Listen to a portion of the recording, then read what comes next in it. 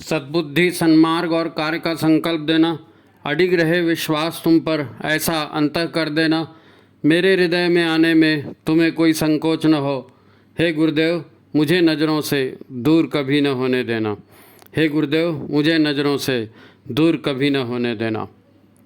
नमस्कार, गायत्री चिंतन धारा के इस नए एपिसोड में आप सभी का स्वागत है। मित्रों, पिछला जो अपना अंक था उसमें अपन ने दिया था कि गुरुदेव के सुरक्षा कवच में जिएं।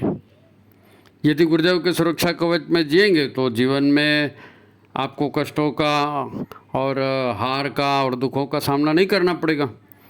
लेकिन फिर मुद्दा ये आया कि गुरुदेव के सुरक्षा कवच में जिएंगे, मतलब जिएंगे कैसे, ये संभव कैसे होगा, प्रैक्टिकली होगा कैसे, प्रैक्टिकली होगा कैसे। सभी ये चाहते हैं कि गुरु का संरक्षण, उनकी छत्र छाया उनको सतत मिलती रहे, गुरुदेव की कृपा दृष्टि उन पर सदा बनी रहे। अच्छी बात है। अब गुरु तो गुरु ही हैं, ब्रह्मा विष्णु महेश सब परमात्मा वही तो हैं। तो फिर इससे अच्छा और क्या हो सकता है। फिर वो तो है ही गुरुदेव, तो मतलब अपन कहते हैं ना, मातृवत लालयित्री च पितृवत मार्गदर्शिका, है नहीं। तो गुरु तो वही माता है, वही पिता है। तो जैसे हम गुरु का संरक्षण चाहते हैं वैसे ही गुरु भी हमसे कुछ चाहते हैं, है ना। भाई, माँ बाप बच्चों को संरक्षण देते हैं, उनको खिलाते पिलाते, तो माँ बाप की भी कुछ अपेक्षाएं होती हैं ना बच्चों से। तो हम गुरु का संरक्षण चाहते हैं तो गुरु भी हमसे कुछ चाहते हैं। ताली तो दोनों हाथ से बजेगी ना। तो वो भी चाहते हैं। इस बात को समझना महत्वपूर्ण है। नहीं गुरुदेव कृपा करना, नहीं गुरुदेव कृपा करना, आपकी सहायता जाए तो ठीक है भाई, पर गुरुदेव भी तो आपसे कुछ चाहते हैं। ये बराबरी का संबंध होता है ना।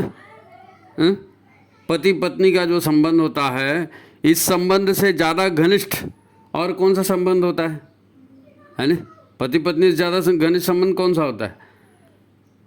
और भक्त का भगवान का भी ऐसा ही संबंध होता है?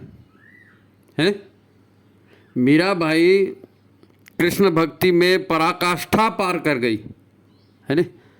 मीरा भाई कृष्ण की भक्ति में पराकाष्ठा पार कर, उसने भी आपने इस संबंध को क्या नाम दिया। मीरा ने अपने और कृष्ण के संबंध को क्या नाम दिया। वो गुरु शिष्य तो नहीं कहती थी ना।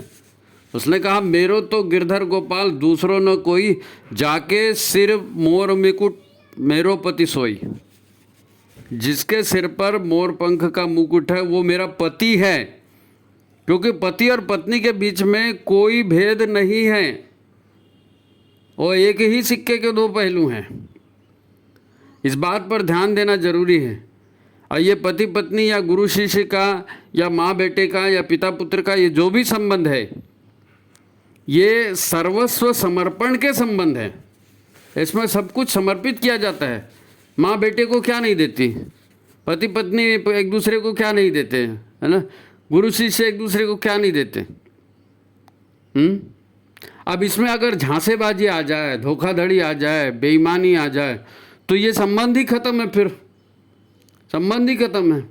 ये पति पत्नी के संबंध टूटते हैं, ये तलाक वलाक होता है तो क्या होता है, मैंने तुम्हारे लिए ये किया, तुमने क्या किया, तुमने मेरे को धोखा दिया, तुमने, यही तो होता है ना।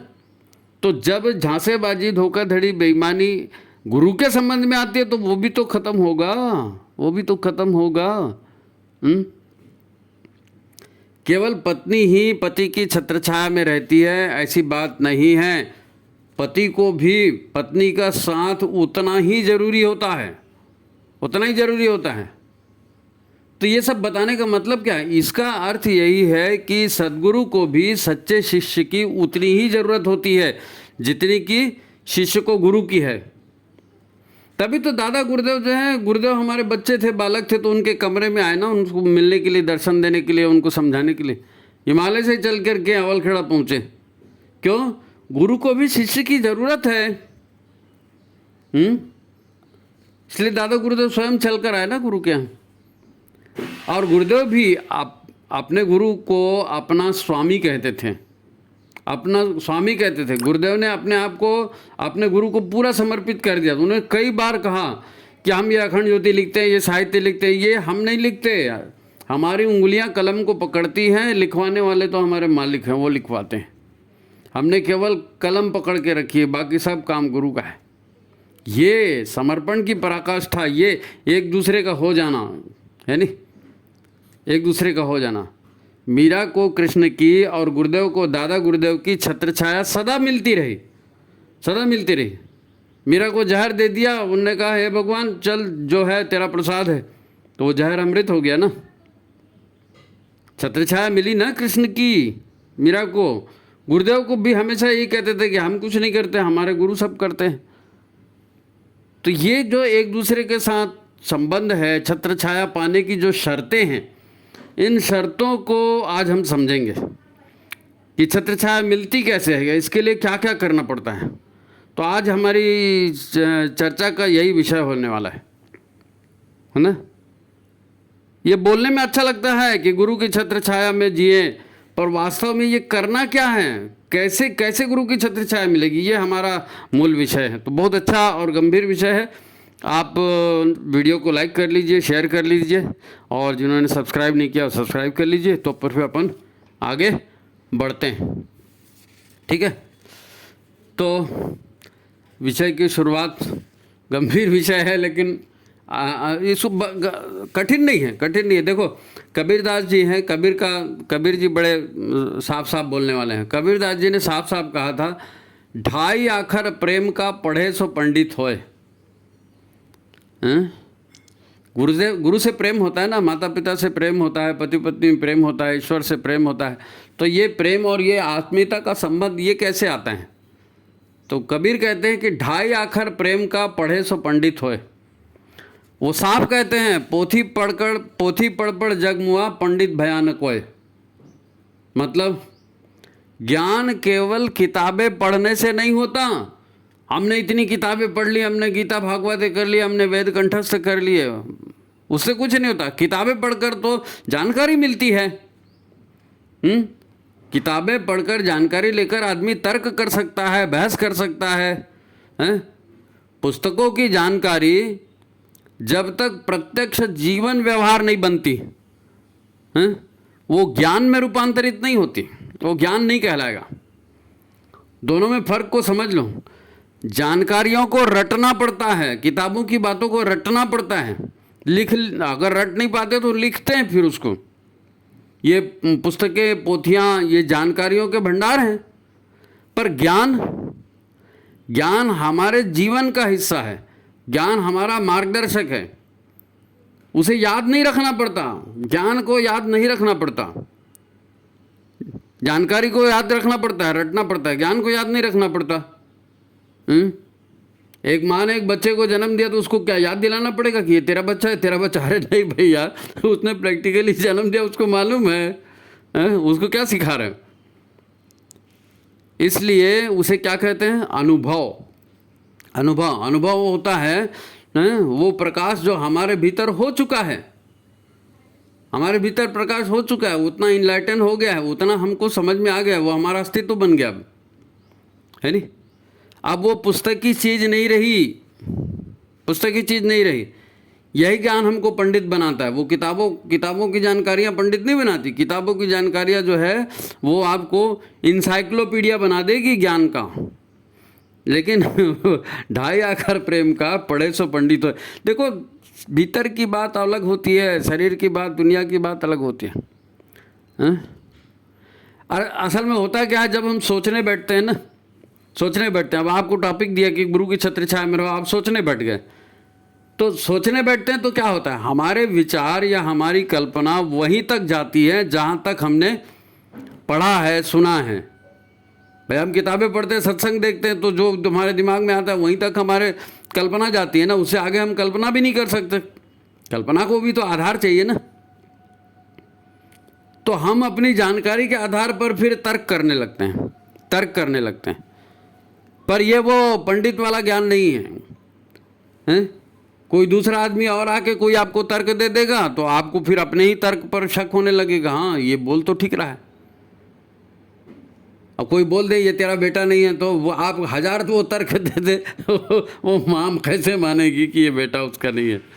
उसने जन्म दिया है, उसका अनुभव है वो। प्रत्यक्ष साक्षात्कार है।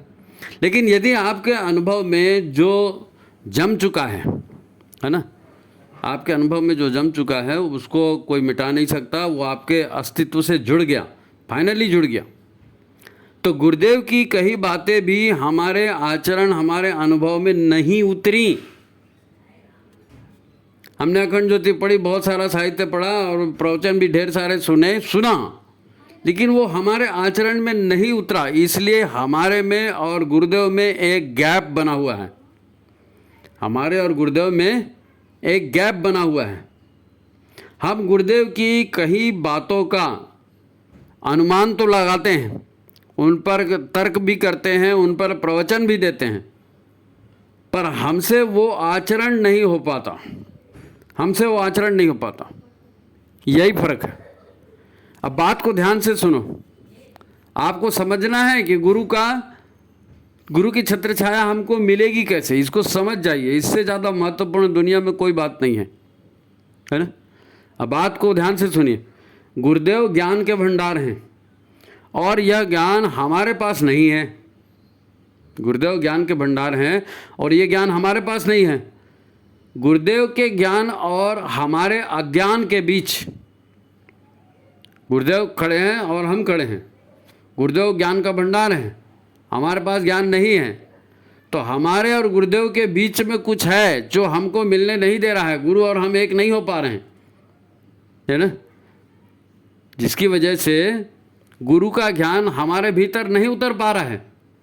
वो जो बीच का मैटर है ना, वो जो बीच का मैटर है, जो गुरु भाई, अब आप भट्टी के पास बैठेंगे तो गर्मी आएगी ना, भट्टी के पास बैठेंगे तो गर्मी आएगी।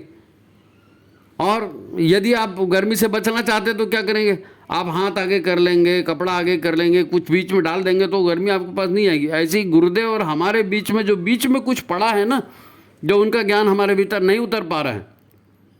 दीक्षा ले लिए, सब कर लिए, उनको पूजा भी कर रहे हो, उनकी आरती भी कर रहे हो, संत कुंज भी जा रहे हो, अनुष्ठान भी कर रहे हो, लेकिन गुरु और आपके बीच में जो पर्दा है वो पर्दा नहीं हट पा रहा है। तो ये जो बीच का पर्दा है, बीच का मैटर है, बीच की माया है, इसी को कहते हैं अहंकार। मैं अलग, गुरुदेव अलग, मेरी बात अलग, गुरुदेव की बात अलग। गुरुदेव बोलते तो हैं लेकिन सब होगा कैसे, हम तो संसार में रहते, ये अहंकार बोलता है। ठीक है, तो समझें कि मैं और गुरु एक क्यों नहीं हो पाए, क्योंकि बीच में वो अहंकार वाला तत्व है। अहंकार हट जाए,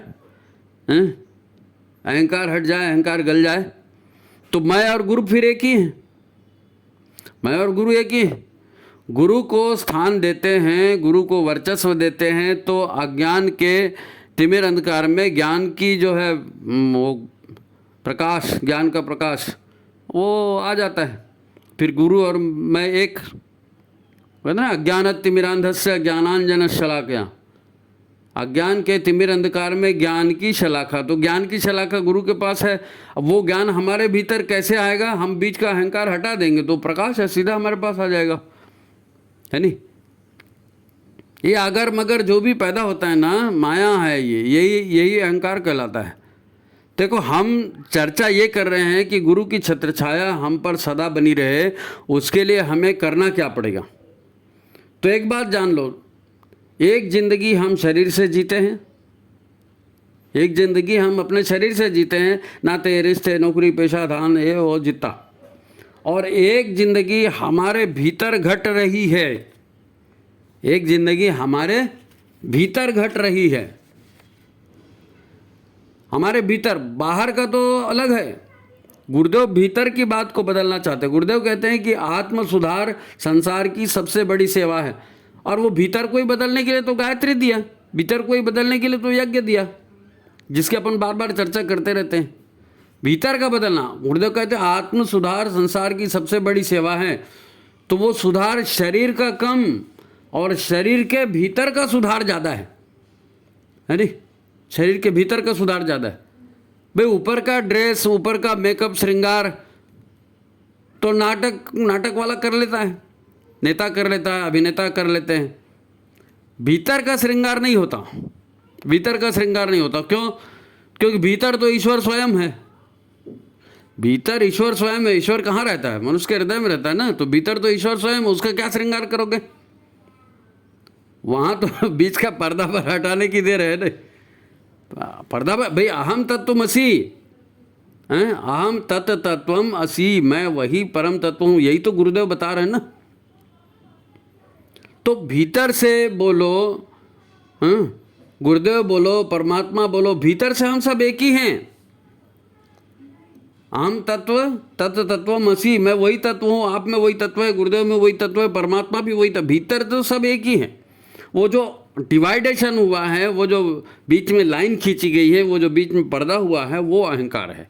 उसी को माया कहते हैं, उसी को अज्ञान कहते हैं, उसी को अज्ञान कहते हैं। उसका कोई अस्तित्व नहीं है, अंधकार है, अंधकार का कोई अस्तित्व नहीं है। ज्ञान की शाखा नहीं पहुंची, यानी ज्ञान का उजाला नहीं पहुंचा। लेकिन हम एक होकर भी अलग हैं, तो वो अलग अज्ञान की वजह से, वही अज्ञान जिसे हम अभी अहंकार के रूप में बोल रहे थे, है नहीं? याद आया? श्री कृष्ण अर्जुन से क्या कहते हैं? तुमने और मैंने हजारों जन्म लिए, मुझे सब याद है, पर तुझे वो कुछ याद नहीं आ रहा है, क्योंकि तेरी समझ माया, तेरी समझ पर माया का पर्दा है, और ये माया अज्ञान, जिसकी वजह से सत्य दिख नहीं पा रहा है। जिसकी वजह से सत्य दिख नहीं पा रहा है। गुरुदेव का कहना क्या है? सॉरी, गुरुदेव का कहना क्या है? वो चाहते हैं तू मेरा अंश बनकर रहे। गुरुदेव क्या चाहते हैं? तू मेरा अंश बनकर रहे, दुनिया की सेवा कर। किसी भी सद्गुरु ने और कभी कुछ भी नहीं चाहा, किसी भी सद्गुरु ने कभी कुछ नहीं चाहा। वशिष्ठ और विश्वामित्र से लेकर के गुरु गोविंद सिंह से लेकर के, है नहीं, तो आचार्य श्री राम शर्मा आचार्य तक, किसी ने कुछ चाहा? किसी ने कुछ नहीं चाहा। वो सब यही चाहते हैं कि तुम हमारा अंश बनकर रहो, हम ईश्वर की सेवा करना चाहते हैं, तुम भी ईश्वर की सेवा करो, हमारा सहयोग करो ईश्वर की सेवा में। गुरु तो सब एक ही ना, गुरु एक ही तत्व है, तुम्हारे भीतर, मेरे भीतर, सबके भीतर। तो गुरु बोलो, परमात्मा बोलो, तत्व तो एक ही ना। और वो तत्व यही चाहता है कि संसार की सेवा हो, वो हमारे से सेवा चाहते हैं। इसलिए तो ईश्वर गुरु बनकर आते हैं ना, गुरु बनकर आते हैं। साक्षात शिव, शंकर भगवान जिसको बोलते हैं साक्षात शिव, वो भी तो धरती पर आए तो गुरु बनकर ही आए। सप्त ऋषियों को उन्होंने ज्ञान दिया ना, तब से तो ज्ञान चला धरती पर। ज्ञान के आदि स्रोत भगवान शिव हैं, नहीं? न तो हम अभी गुरु को समझ पाए और न ही ईश्वर को समझ पाए हैं। हम तो अभी अहम भाव में ही जी रहे हैं, अहम भाव में ही जी रहे हैं। गुरुदेव से प्रार्थना है कि वो हमारे अहम भाव को ख़त्म कर दें। देखो, हम सब के भीतर जो है ना, हम सब के भीतर दो बातें उभरती हैं, दो बातें उभरती। अब गुरुदेव ने कहा कि भाई भटका हुआ देवता का मंदिर है, और ये देखो तुम वही परम तत्व हो, कहो कि मैं वही परम तत्व हूँ, शिवो हम सच्चिदानंदम हो। अब गुरुदेव ने कहा है, हमने मान लिया। गुरुदेव ने कहा है, हम ये सोचते हैं कि भाई गुरुदेव ने कहा है तो ठीक ही कहा होगा, हाँ मैं ईश्वर हूँ। अब मैं ईश्वर हूँ ये हम माने या न माने, लेकिन ये शाश्वत सत्य है। परमात्मा का ही अंश है ना आत्मा, तो ये तो शाश्वत सत्य है, उसको तो झुटला नहीं सकते। लेकिन मेरा एक और भी अनुभव है, आपका एक और भी अनुभव है, हर इंसान का एक अनुभव और है। और वो अनुभव क्या है? मैं तो मामूली इंसान हूँ भाई, मैं कोई भगवान थोड़ी हूँ। कहते हैं ना, सब लोग यही कहते हैं कि मैं तो मामूली एक इंसान हूँ। माँ बाप, पति पत्नी, बेटा बेटी, नौकर मालिक, व्यापारी शिक्षक, मैं ये हूँ भाई। अपने आप को पति पत्नी, बेटा बेटी, व्यापारी शिक्षक और खिलाड़ी और यही तो मानते हैं ना। मैं नेता हूँ, तो मैं ईश्वर हूँ, वो एक अलग मान्यता हुई, और मैं ये हूँ, ये अलग मान्यता हो गई। तो ये दो बातें हम मान रहे हैं एक साथ। जीवन व्यवहार में यही हमारा सच है, जीवन व्यवहार में यही हमारा सच। ठीक है, पहली बात गुरु कहते हैं, और दूसरा सच हम खुद अनुभव कर रहे हैं, पल पल अनुभव कर रहे हैं, पल पल अनुभव कर रहे हैं। अभी मेरे को ऑफिस में जाना है, अभी मेरे को मंदिर में जाना है, अभी मैं पत्नी ने कहा था सब्जी लेके आना है। तो ये एक अनुभव है ना कि मैं एक शरीर हूँ, या मैं पति हूँ, या मैं बाप हूँ। और एक अनुभव वो है कि मैं ईश्वर हूँ, क्योंकि वो गुरु ने कहा है, और ये हम प्रैक्टिकली अनुभव कर रहे हैं। तो सच क्या है? और इसी के बीच में हम लोग झूलते रहते हैं, है नहीं? फिर फर्क क्या है? आपके साथ दोनों सच है ना आपके साथ, तो कोई तो कारण होगा, कोई तो कारण होगा, क्योंकि गुरु जो बोल रहे हैं वो तो झूठा नहीं है, और हम जो रोज अनुभव कर रहे हैं वो भी झूठा नहीं है। हमें जानना चाहिए कि इसके पीछे कारण क्या है। ठीक है, एक व्यक्ति है, अब वो दिन भर कितनी सारी भूमिकाएं निभाता है, कितनी सारी भूमिकाएं निभाता है, नहीं, अलग अलग रूपों में जीवन जीता है ना। घर जाएगा तो अलग, ऑफिस में जाएगा अलग, बाजार में जाएगा अलग, टैक्सी चलाएगा अलग, उसकी भूमिका अलग अलग हो जाती है। तो ये हम शरीर के रहते है ना, हमारा प्रत्यक्ष अनुभव होता है, शरीर के रहते हमारा प्रत्यक्ष अनुभव होता है। तो मैं तो एक ही हूँ ना, मतलब तब एक ही बात है कि कुछ तो हमारे भीतर है जो हमको अलग अलग अनुभव दे रहा है, अलग अलग। गुरुदेव ने कहा है तुम वही परम तत्व हो। हाँ भाई, गुरुदेव झूठ नहीं बोलेंगे, कहा है, लेकिन मान नहीं रहे हैं। तो ये सत्य वो भी है, सत्य ये भी है, ये हमारा सत्य है, वो शाश्वत सत्य है ना, वो शाश्वत सत्य है, ये हमारा सत्य है जिसको हम देख रहे हैं, अनुभव कर रहे हैं। ये सब हमारे शरीर के भीतर की ना अदृश्य संरचनाएं हैं, अदृश्य संरचनाएं हैं। गुरुदेव कहते हैं ना, अपने आप को जानो मैं क्या हूँ, है ना। तो अपने भीतर को जानना पड़ेगा। जैसे हमारा मन है, हमारी धारणाएं हैं। मन कुछ कहता है कि यही सच है, और हम उसको मान भी लेते हैं। फिर मन कहता है अरे वो मैंने सच माना था मगर सच नहीं है, ये तो धोखा हो गया, सच ये नहीं ये है। तो कोई भी इस दिशा में नहीं सोचता, मन के ही हिसाब से सोचते हैं और अपना सच भी बदलते रहते हैं बार बार। और ये इसलिए होता है कि हमारा जो मूलाधार चक्र है ना, मूलाधार चक्र में जो संचित ऊर्जाएं हैं, जो प्रारब्ध के रूप में हम लेकर के आए हैं, कर्म की वासनाएं और ये जितनी भी ऊर्जाएं हम लेकर के आए हैं, मूलाधार में संचित करके आए हैं, उनको क्रियान्वित होने की जल्दी है।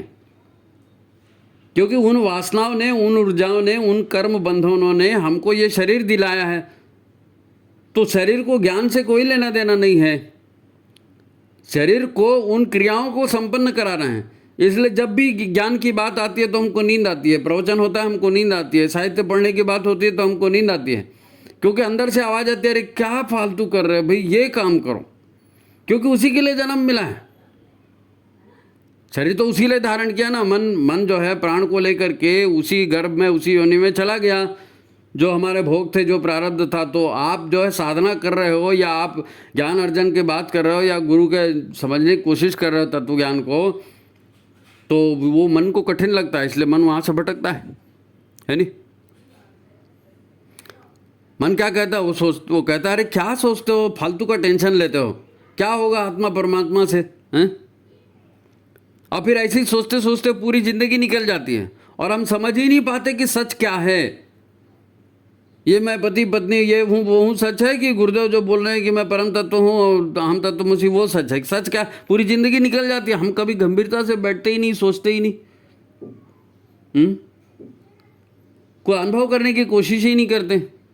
तो वह तत्व जो मेरे आपके भीतर है ना है, और जो ईश्वर के बजाय हमको मामूली आदमी अनुभव कराता है कि तुम तो मामूली आदमी हो, तुम बेवकूफ़ आदमी हो, तुम पढ़े लिखे नहीं हो, तुम्हारे पास पैसा नहीं है, तुम्हारे पास ताकत नहीं है, और वो बड़े लोगों की बातें हैं, तुम छोटे लोगों की बातें। तो ये जो बीच में जो गड़बड़ सड़बड़ कराता है ना, ये ऊर्जा, उसका काम यही है कि भोगते रहो, जो भी प्रारब्ध है वो भोगते रहो, इधर मत ध्यान दो। यह अहंकार है, इसी को अहंकार कहते हैं। अहंकार बहुत व्यापक शब्द है। लोग बोल अहंकार यानी रावण, अरे रावण अहंकारी था, ठीक है, लेकिन अहंकार क्या होता है ये भी तो समझना पड़ेगा ना, ये भी तो समझना पड़ेगा। अब गायत्री मंत्र का जाप करते हैं, गुरु की उपासना करते हैं, गुरु की पूजा करते हैं। बहुत लोग रोज, आप किसी से भी पूछ लो, आप पूजा करते हो? हाँ करते हैं। उपासना करते हो? हाँ करते हैं। जाप करते हो? हाँ करते हैं। ध्यान करते हो? हाँ कर, सब लोग बोलेंगे हाँ करते हैं। और मेरे को कोई कहना भी नहीं है, जरूर करते होंगे जब बोल रहे हैं तो, लेकिन कर्म करते हैं, कर्म करते हैं। और जो संसार में जो चलता है ना, जिससे जीवन चलता है, संसार चलता है, वो जो है वो भावनाओं की भाषा से चलता है। भावना की भाषा ऊर्जा की भाषा है। भावना की भाषा ऊर्जा की भाषा है। ब्रह्मांड आपके शब्दों को नहीं, आपकी भावनाओं को सुनता है। ब्रह्मांड आपके शब्दों को नहीं, आपकी भावनाओं को सुनता है। जब आपसे कहा जाता है कि उस प्राण स्वरूप, दुख नाशक, सुख स्वरूप श्रेष्ठ परमात्मा को हम अपने भीतर धारण करें और वह परमात्मा हमारी बुद्धि को सन्मार्ग में प्रेरित करे, ये भावनाएं हम हृदय से बोल रहे हैं तो ब्रह्मांड सुनेगा। ये भावनाएं हम हृदय से बोल रहे हैं तो ब्रह्मांड सुनेगा और वह सद्बुद्धि के रूप में अवतरित भी होगी। क्योंकि आपके शब्द ब्रह्मांड तक नहीं जा रहे हैं। कहाँ जा रहे हैं? शब्द तो कमरे के बाहर भी नहीं जाते, आपकी भावना जाती है। क्योंकि विचार और शब्दों के साथ जब प्राण ऊर्जा जुड़ जाती है ना, तो वो फिर अनलिमिटेड पावर आ जाता है उसमें। प्राण ऊर्जा जुड़ जाती तो ब्रह्मांड आपके हृदय के, है ना, चुंबकीय आकर्षण और विकर्षण को अनुभव करता है। आप किसी से घृणा करेंगे, आप किसी से प्रेम करेंगे, है ना, तो आपकी वो घृणा और प्रेम वो क्रियान्वित होगा, आपके शब्द क्रियान्वित नहीं होंगे। ब्रह्मांड जो है, अंतरिक्ष जो है, आकाश तत्व जो है, वो आपकी भावनाओं को, जिसमें ऊर्जा बनी हुई है, ऊर्जा विचारों में वो प्राण जुड़ा तो भावना बनी ना, तो वो आपकी भावनाओं को रिटर्न आपके पास भेजता है। देखो, मस्तिष्क से हम विचार करते हैं, हृदय से भाव करते हैं। आपका हृदय आपके मस्तिष्क से 1000 गुना ज़्यादा शक्तिशाली है। आपका हृदय आपके मस्तिष्क से जहाँ से विचार, उससे 1000 गुना ज़्यादा शक्तिशाली है। क्यों? क्योंकि उसके साथ प्राण जुड़ा हुआ है। भावना मतलब भव हो जाए। भावना में बड़ा भावना से चुंबकीय क्षेत्र बनता है पूरा। हम एक तरह से क्या है, हम ऊर्जा क्षेत्र है, बायोफील्ड है हमारा। ओरा कहते हैं ना, ओरा, बायोफील्ड। तो हम खुद ही बायोफील्ड है ना। हमारे बायोफील्ड ने ये शरीर धारण किया हुआ है, नहीं तो हम तो सूक्ष्म शरीर में थे ना, बायोफील्ड ही था वो। ऊर्जाओं का ही तो था ना उसमें। कर्म की ऊर्जाएं, भावना की ऊर्जाएं, संस्कार की ऊर्जाएं, यही तो सब था उसमें। विचार तो फालतू है। विचार तो मस्तिष्क के साथ शरीर, बॉडी जला दिया, जल गया। जिन विचारों में प्राण था वो विचार संग्रहित हो गए, जिनमें प्राण नहीं था वो संग्रहित नहीं हुए। ऊर्जा नष्ट नहीं होती ना। आप विचार तरंगे बनाते हैं, भावनाएं इनको रंग देती हैं। हाँ, ये आदमी है, इस आदमी को मैंने देखा है। फिर दूसरी भावनाएं आ गई कि ये मेरे लिए फायदेमंद है कि नुकसानदायक है। फिर आपकी मान्यताएं आ गई, तो इसको मित्र बनाना है कि इसको शत्रु बनाना है। तो ये सब भाव तरंगों से होता है। भाव तरंगे, भावना क्रोध की हो या भावना प्रेम की हो, है ना, आपके हृदय में चुंबकीय क्षेत्र को बदल देने की ताकत भावनाओं में है। हृदय का भी चुंबकीय क्षेत्र बदलता है, ब्रह्मांड का भी चुंबकीय क्षेत्र बदलता है आपकी भावनाओं से। आपकी भावनाओं से। इसीलिए ना, जो विचार हैं वो विचारों को आप श्रद्धा में पिरोएंगे। श्रद्धा भाव उनके साथ जुड़ेगा।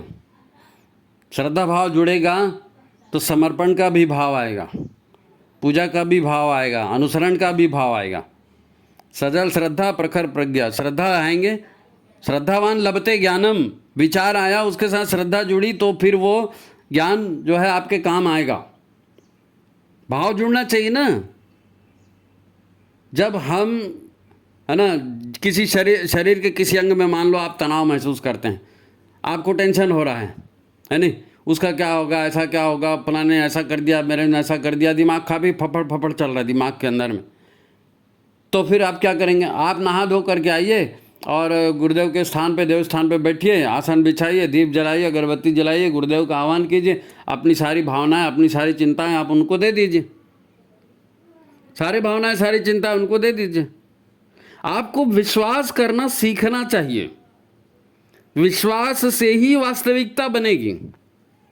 और विश्वास के लिए श्रद्धा जरूरी है, और श्रद्धा के लिए उपासना जरूरी है, और उपासना के लिए गुरु का गुणगान जरूरी है। जब गुरु के गुणों को जानेंगे, महसूस करेंगे, तो आपके भीतर श्रद्धा आएगी। जब श्रद्धा आएगी तब आपके उपासना में मन लगेगा, और जब उपासना में मन लगेगा, श्रद्धा आएगी, तब समर्पण बन पाएगा। ये पूरा गणित है, ये पूरा गणित है। देखो, आप अपने दुख मुसीबतों को दूर करने के लिए गुरु के पास जाते हैं, इससे कोई गलत भी नहीं है। आपको अपने दुखों से छुटकारा चाहिए, आप गुरु के पास गए, जीवन को कैसे जीना है बताएंगे। अब गुरु तो परमात्मा का अंश है ना। परमात्मा ये चाहता है कि संसार अच्छे से चले, और जो संसार को अच्छे से चलाना चाहता है उसको भगवान की ताकत मिलती है। गुरु के पास भी भगवान की ताकत है। गुरु का उद्देश्य भी यही है कि संसार अच्छे से चले। जितने गुरु हैं वो सब संसार की सेवा करने के लिए ही तो बोलते हैं ना। और गुरु क्या चाहते हैं कि हाँ ठीक है, तेरे तकलीफ हम दूर कर दें। हमारे गुरु ने भी यही कहा ना, तुम हमारा काम करो, हम तुम्हारा सब काम करेंगे। हम तुम्हारा सब काम करेंगे, तुम्हारे घर द्वार, बच्चे बीवी जो भी है, रोटी पानी पीठा जो भी है, हम सब करेंगे, आप हमारा काम करो। और अपने आप को भीतर से बदलो और भगवान के काम के लिए तैयार करो। यही चाहते हैं गुरु, और यही हर गुरु चाहता है, यही हर गुरु चाहता है। मैं आपको एक उदाहरण बताता हूँ, एक अंतिम उदाहरण। ये जो आप चित्र देख रहे हो ना, ये जो चित्र आप देख रहे हो, ये व्यक्ति जो है लंदन में रहता है। अब कोई प्रसंग इसके जीवन में आया होगा, कोई प्रसंग इसके जीवन में आया होगा, तो इसको तंत्र मंत्र के प्रति आकर्षण हुआ और वो तंत्र मंत्र सीखने लगा। अब तंत्र मंत्र सीखने लगा, किसी ने उसको कहा कि तुम भारत जाओ और भारत में कामाख्या मंदिर में जाओ, और वहाँ सब गुरु लोग रहते हैं तंत्र मंत्र के, वो आपको सिखाएंगे, बताएंगे, तो आपको उनकी शक्तियाँ मिलेंगी। वो बंदा वहाँ लंदन से उठ करके भारत में आ गया, असम में कामाख्या में, और वहाँ साधना करने लगा। गुरु मिल गए उसको, साधना करने लगा। तो जब उसकी साधना कुछ प्रखर हुई तो माँ कामाख्या ने उसको दर्शन दिया, स्वप्न में या जैसा भी उसको दर्शन दिया। वो कथा यही आती है, सत्य कथा है। तो उसको जब वो दर्शन हुआ तो माँ ने उसको कहा कि भाई तुम्हारी साधना सही चल रही है और तुम इतने दूर आए साधना किए, तो तुम्हारी मनोकामना मैं पूरी कर दूंगी, लेकिन मेरी एक शर्त है। और माँ कामाख्या ने क्या शर्त रखी उसके सामने में? माँ कामाख्या ने उसके सामने में शर्त रखी कि मैं चाहती हूँ कि विश्व के लोगों का कल्याण हो, तो तुम जब तक निस्वार्थ भावना से विश्व के कल्याण के लिए, दुखी लोगों के अच्छाई के लिए काम करते रहोगे, ये साधना की सारी शक्तियाँ तुम्हारे पास विद्यमान रहेंगी मेरी ओर से। तुम बिंदास लोगों की सेवा करो। तो ये कामाख्या देवी ने स्वयं उससे कहा। ये फोटो मैंने इसीलिए डाल के इसमें डाला है कि आपको केवल गुरुजी की बात नहीं, और भी लोगों को देखो ना। संसार में ईश्वर, गुरु, परमात्मा, माता पिता, ये सब एक ही है। ये सब यही चाहते हैं कि संसार अच्छा हो, और मेरा ये चाहते हैं कि मेरा दुख दूर हो, मेरे को नौकरी लग जाए, मेरा घर मिल जाए, मैं उससे बदला ले लूँ, मैं फलाना कर लूँ। मैं अपने स्वार्थ की पूर्ति के लिए गुरु के पास, भगवान के पास आ रहा हूँ, लेकिन गुरु ये कहता है बेटा तेरा इसमें कुछ नहीं होने वाला है, तू सबका भला कर तो तेरा भी भला होगा, सबका भला कर तो तेरा भी भला होगा। तो जब हमको गुरु की कृपा चाहिए, गुरु का सानिध्य चाहिए, तो गुरु भी तो देखेगा कि ये शिष्य, ये चेला मेरे काम का है कि नहीं, और इस शिष्य मेरा चेला काम का होगा तो बराबर आपको सहायता देगा ही देगा, देगा ही देगा। जब गुरुदेव का वचन है कि हम जो है, हमें एक एक अपने बच्चे का पूरा ख्याल और हम सबका ख्याल करेंगे, और वो कर भी रहे हैं, आपको उनके वचनों पर ध्यान देना चाहिए, आपको इन सारे तथ्यों पर ध्यान देना चाहिए। ठीक है, तो ज़्यादा बड़ा नहीं करते, मेन सारी बातें हो गई हैं। मेरा अनुरोध है आप इस विषय को ना 10 बार सुनिए, 20 बार सुनिए। और ये दोनों अंक, पिछले अंक के लिंक भी मैं इसमें डाल दूंगा, दोनों लिंक को आप देखना।